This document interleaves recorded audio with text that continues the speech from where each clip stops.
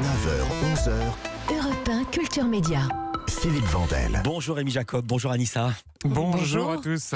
Rémi, au sommaire de votre journal des médias. France Télévisions lance le tournage de sa série inspirée du livre d'Édouard Philippe. On vous donnera le casting, également un carton d'audience inattendu sur Spotify et puis du théâtre ce soir sur France 2. On entendra Pierre Arditi à la fin de ce journal. Mais d'abord, on commence par les audiences et exceptionnellement, avant de nous parler du prime time comme habituellement, vous allez nous donner l'audience de ce programme.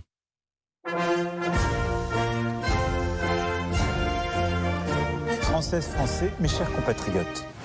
Oui, c'était l'événement télé hier soir. L'allocution d'Emmanuel Macron, c'était à 20h pétante et ce sont au total, tenez-vous bien, 13,5 millions de téléspectateurs qui l'ont regardé, un score énorme. Alors dans le détail, TF1 en tête, 5,9 millions, 4,9 étaient sur France 2.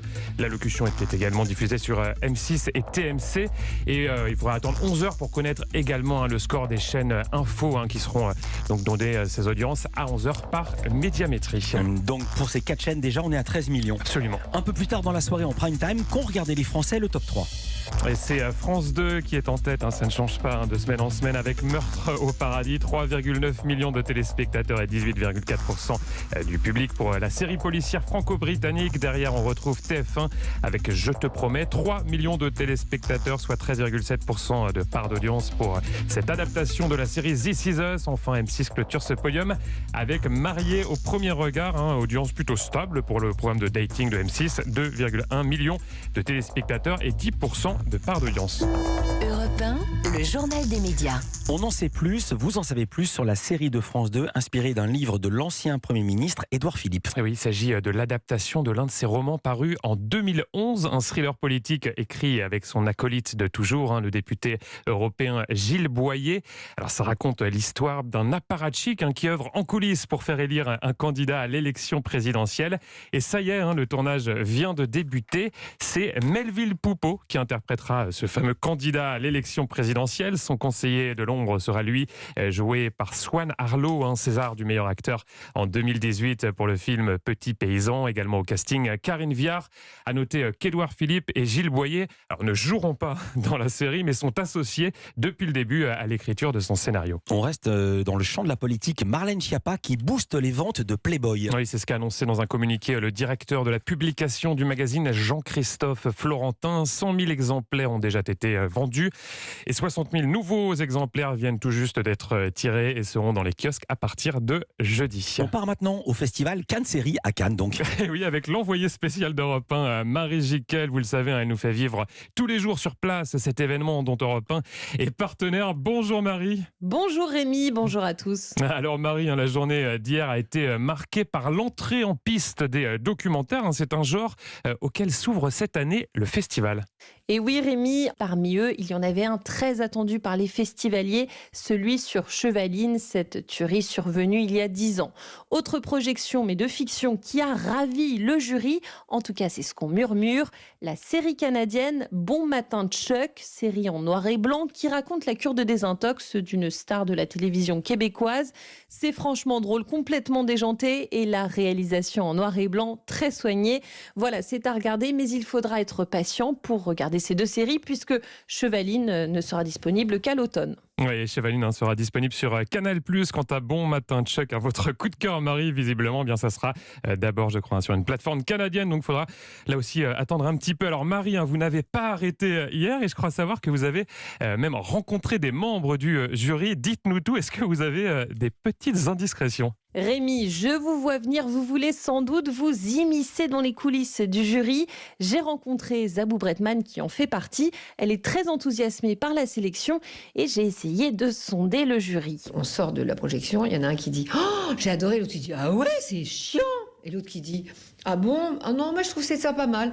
Ah non, moi je me suis endormie. » Ça, c'est formidable. On est absolument, je pense, jamais d'accord. Les coulisses du jury. À présent, Rémi, c'est pour vous ces cadeaux. Les coulisses de l'interview avec ce moment de grâce offert par Zabou Bretman. Je trouve que le travail qui a été fait dans la sélection, plus ça va, plus je me dis, la vache, ils ont vraiment bien bossé, quoi. Merci. Oh bah pardon, je vous ai coupé. Non, j'allais vous dire un bisou. Bisous. La bonne ambiance canoise. Zabou Atman, qu'on embrasse aussi évidemment ce matin sur Europe 1. Merci beaucoup Marie Jiquel. On vous laisse partir sur la croisette car le programme est encore très chargé Moi, j'aimerais aujourd'hui. bien savoir quelle série ils ont trouvé chiante. Vraiment, j'aimerais savoir ça. On veut le savoir. Alors, vous nous l'avez annoncé dans les titres, un carton d'audience sur Spotify. Il y a un carton extrêmement surprenant. Ça n'est pas un titre ni de Justin Bieber, ni d'Ed Sheeran, ni d'aucun de ces chanteurs qui trustent d'ordinaire les premières places de la plateforme de streaming. D'ailleurs, ça n'est pas une chanson, mais plutôt un bruit bien particulier, celui-ci.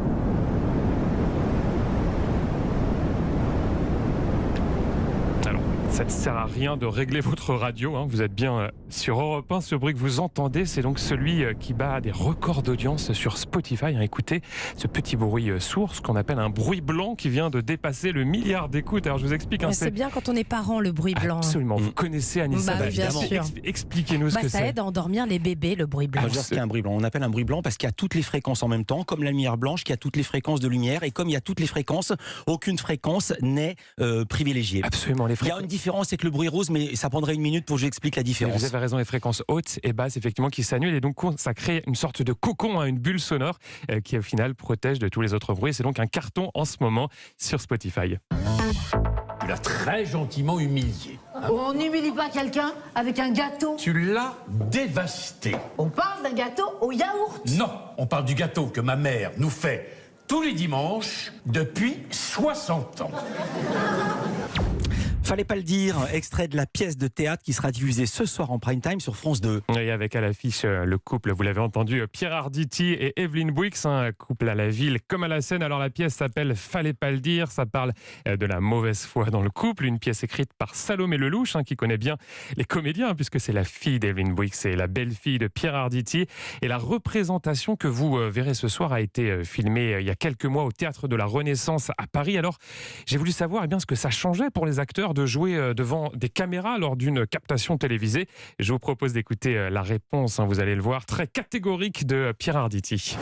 Ça ne change absolument rien. Le danger étant de se dire que comme il y a des caméras, il faut qu'on joue autrement. Non, ces caméras sont dans un théâtre. Le théâtre est le lieu dans lequel nous jouons et par conséquent, il faut simplement jouer pour le public qui est dans la salle. Sinon, on se gourre. Ça m'est arrivé une fois ou deux et que j'ai vu ça une fois ou deux aussi chez des collègues. Tout s'effondre. Le théâtre, c'est du théâtre. Si on essaie de faire de la télévision avec du théâtre, dans ces cas-là, il ne faut plus qu'il y ait de public et on fait autre chose, on fait un téléfilm.